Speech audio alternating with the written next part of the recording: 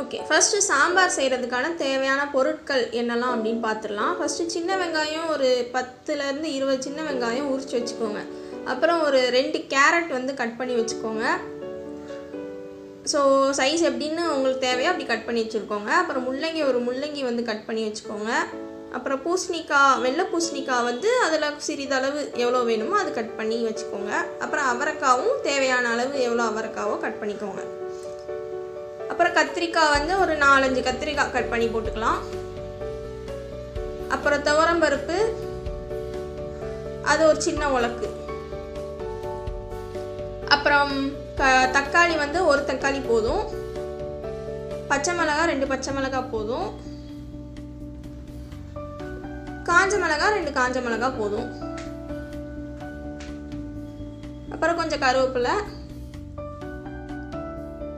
அப்புறம் கொஞ்சம் கொத்தமல்லி.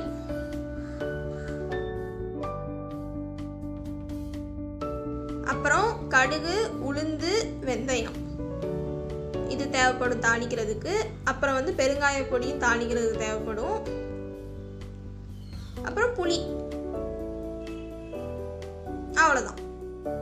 ஹலோ மக்களே, இன்னைக்கு நாம சுவையான சவுத் இண்டியன் சாம்பார் எப்படி வைக்கிறது அப்படிங்கிறத பார்க்கலாம். ஃபஸ்ட்டு நான் மண் சட்டி யூஸ் பண்ணியிருக்கோம். ஸோ மண் சட்டியில் சமையல் எண்ணெய் ஊற்றிக்கோங்க.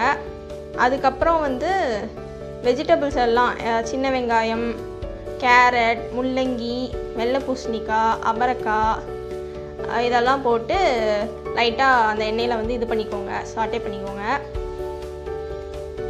ஸோ அது கொஞ்சம் நேரம் நல்லா குக் ஆகட்டும். இதை வெஜிடபிள்ஸ் தான் இல்லை, உங்களுக்கு என்ன வெஜிடபிள்ஸ் வேணும்னோ நீங்கள் ஆட் பண்ணிக்கலாம். ஸோ சாம்பாருக்கு எந்த வெஜிடபிள் போட்டு சாம்பார் வச்சாலுமே அது வந்து நல்லா டேஸ்ட்டாக இருக்கும். ஸோ இது நம்ம வீட்டு சமையல் சாம்பார் எப்படி இருக்குது அப்படிங்கிறத நான் உங்களுக்கு சொல்கிறேன், நீங்கள் ட்ரை பண்ணி பாருங்கள்.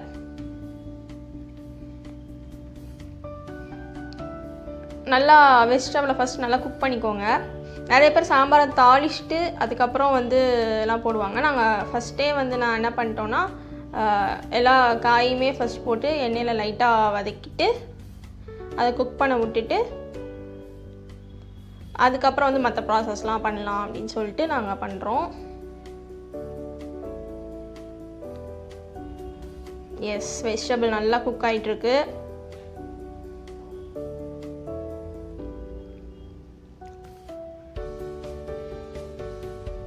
ஸோ அதுக்கப்புறம் நம்ம என்ன பண்ணுறோன்னா சாம்பார் பொடி, அது நம்ம வீட்டில் அரைச்ச சாம்பார் பொடியாக இருந்தாலும் சரி, கடையில் வாங்குகிற சாம்பார் பொடியாக இருந்தாலும் சரி, ஒரு 3லேருந்து 4 டீஸ்பூன் வந்து போட்டுக்கோங்க.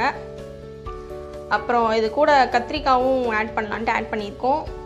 கத்திரிக்காய் ஃபஸ்ட்டே ஆட் பண்ணலாம், இல்லைனா கடைசியாக கூட நம்ம ஆட் பண்ணிக்கலாம், அது ஒன்றும் பிரச்சனை இல்லை. பிகாஸ் கத்திரிக்காய் குக் ஆகிறது கொஞ்சம் ஸ்பீடாக குக் ஆயிரும்.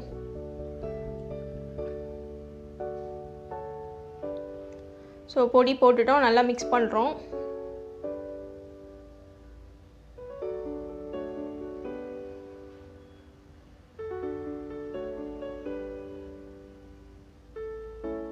இப்போ அரிசி கழுவுன தண்ணி இருக்குல்ல, ஸோ அரிசி கழுவுன தண்ணி வந்து அந்த வெஜிடபிள்ஸ் தண்ணியில் குக் ஆகிறதுக்கு எவ்வளோ லெவல் ஆஃப் வாட்டர் வேணுமோ அவ்வளோ ஆட் பண்ணிக்கலாம்.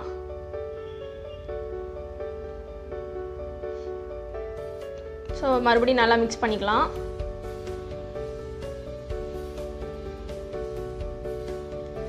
இப்போது பருப்பு வந்து ஒரு சின்ன உலக்கு, 2-3 பேருக்குன்னா சின்ன உலக்கில் ஒரு உலக்கு போட்டு குக்கரில் பருப்பு வச்சிடணும். புளிக்கு தண்ணி கரைச்சி வச்சுக்கணும். பருப்பு கூட வந்து என்ன, தக்காளி 2 தக்காளி, 2 பச்சை மிளகா, கொஞ்சம் சீரகம் போடுறவங்க சீரகம் போடலாம், சீரகம் வேணாங்கிறவங்க போட வேணாம். கொஞ்சம் விளக்கெண்ணெய், சும்மா ஒரு ஒரு ஒரு சின்ன ஸ்பூன் விளக்கெண்ணெய், அப்புறம் மஞ்சத்தூள், இதில் சால்ட் போடணுன்னாலும் ஆட் பண்ணிக்கலாம். ஸோ ஆக்சுவலாக சாம்பார் வைக்கிறதுக்கு முன்னாடி இந்த பருப்பை ரெடி பண்ணிக்கோங்க குக்கரில் வச்சு. அதுக்கப்புறம் புளி தண்ணியும் கரைச்சி வச்சுக்கோங்க. புளி வந்து சும்மா ஒரு சின்ன உருண்டை, ரொம்ப குட்டியான உருண்டை வந்து எடுத்து கரைச்சி வச்சுக்கோங்க. ஸோ இப்போ நம்ம வெஜிடபிள் பார்த்திங்கன்னா நல்லா குக் ஆயிடுச்சு. அது மாதிரி மேலே பார்த்திங்களா எப்படி நுர தள்ளி வருதுன்னு. ஸோ அப்படி நல்லா குக் ஆனதுக்கப்புறம் நம்ம வேக வச்ச பருப்பை வந்து இதில் ஊற்றிடலாம். ஸோ கொஞ்சம் பருப்பு எடுத்து வச்சுருக்கோம். எதுக்குன்னா இதில் பருப்பு சாதம்பாங்களா, ஸோ இதில் லைட்டாக சுடுசோரை விரைவி சாப்பிட்டா சூப்பராக இருக்கும். ஸோ அதனால் கொஞ்சம் பருப்பு எடுத்து வச்சிட்டோம். ஓகே, இப்போது பருப்பு ஆட் பண்ணி மறுபடியும் நல்லா மிக்ஸ் பண்ணி கொஞ்சம் நேரம் குக் பண்ண விடுங்க. ஏன்னா பருப்பு ஸ்மெல் வந்து கொஞ்சம் போகணும். நம்ம என்ன தான் குக் பண்ணாலும் குக்கரில் பருப்பு ஸ்மெல் வந்து இருக்கும். ஸோ அது கொஞ்சம் போகணும்.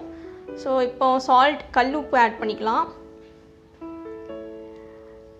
கல்லுப்பும் வந்து ஸ்டார்டிங்லேயே ஆட் பண்ணலாம், எல்லாம் ஃபைனலாகவும் ஆட் பண்ணிக்கலாம். இப்போனா உப்பு கரைஞ்சிரும். ஸோ அது நம்ம இஷ்டம்தான். அப்புறம் கொஞ்சம் நேரம் மூடி வச்சு குக் பண்ணுங்கள். இந்த மாதிரி ஃபுல்லாக குக்காகி நுர தள்ளி வரணும்.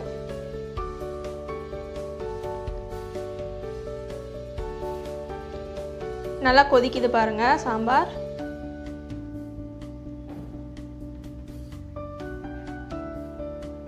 இப்போ அந்த பருப்பு ஸ்மெல் போனதுக்கப்புறம் புளி தண்ணி கரைச்சி வச்சதை ஊற்றி ஆட் பண்ணிக்கோங்க. மண்டி இல்லாமல் ஆட் பண்ணிக்கோங்க. ஸோ இப்போ அந்த புளி ஸ்மெல் போனதுக்கப்புறம் கொத்தமல்லி ஆட் பண்ணிட்டு கொஞ்சம் நேரம் நல்லா குக்காக விடுங்க. ஏன்னா புளி ஸ்மெல் போகணும் நல்லா. இதை நீங்கள் புளி தண்ணியை ஆட் பண்ணிவிட்டு புளி ஸ்மெல் போனதுக்கப்புறமும் பருப்பை வந்து ஊற்றலாம். ஸோ ரெண்டே அட் அ டைம் போடாதீங்க. ஒன்று பருப்பு ஸ்மெல் போய் புளி தண்ணி ஊற்றணும், இல்லை புளி ஸ்மெல் போய் பருப்பு ஆட் பண்ணிக்கணும். ஸோ இப்போ நல்லா மிக்ஸ் பண்ணிக்கோங்க, நல்லா குக் ஆகட்டும். ஓகே, அதை இறக்கி வச்சிடலாம். இப்போ நாம் தாளிக்கிற செக்ஷனுக்கு போயிடலாம். ஸோ தாளிக்கிற கரண்டி எடுத்துகிட்டு அதில் கொஞ்சம் எண்ணெய், சமையல் எண்ணெய் ஊற்றிக்கோங்க.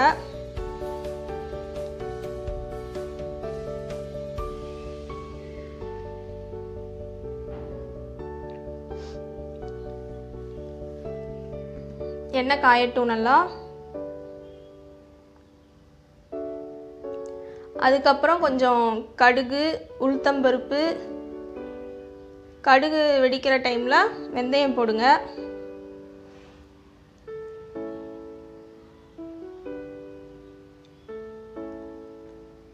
நல்லா வெடிக்க ஆரம்பிச்சிருச்சு. இப்போ என்ன பண்ணணும்னா காஞ்ச மிளகா, 2 காஞ்ச மிளகா எடுத்து கிள்ளி போட்டுருங்க.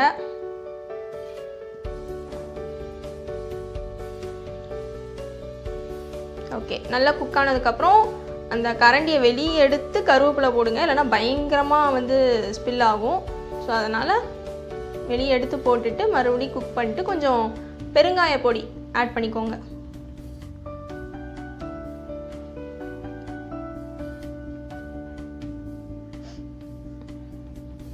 ஸோ இப்போ தாளித்ததை வந்து அப்படியே நம்ம செஞ்சு வச்ச சாம்பாரில் கொட்டுறோம். அப்படியே அந்த ஃப்ளேவர் போகாத மாதிரி டக்குன்னு மூடி வச்சுருங்க. ஸோ அவ்வளோதான், சுவையான சாம்பார் ரெடி. இதை ஓப்பன் பண்ணிட்டு நல்லா மிக்ஸ் பண்ணி சர்வ் பண்ணுங்கள்.